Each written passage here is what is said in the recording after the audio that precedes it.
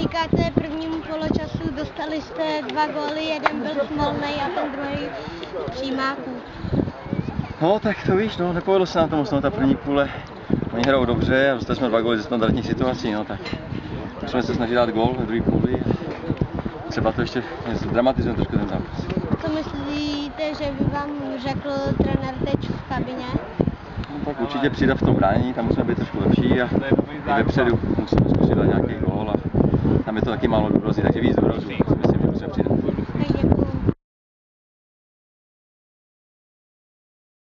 Jak jste spokojeni s druhým poločasem, kdy jste dokázali vyrovnat a mohli jste i vyhrát? Tak jsme moc spokojeni, protože jsme si hráli líp tu druhou půli.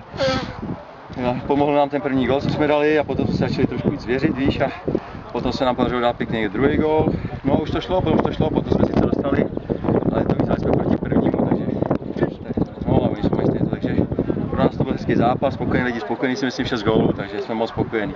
Krásný zápas. Asi jste splnili všechny slova, co řekl trenér. Určitě, my musíme hlavně dávat co nejvíc gólů. Dostaneme to nám je jedno, ale musíme dávat hodně gólů a dneska jsme dali 3, tak to jsme spokojení. A škoda, ještě jsme mohli vyhrát, že tam mohl dát. Petr Kloušek mu dá ještě 4, to by bylo super. A jak to oslavíte?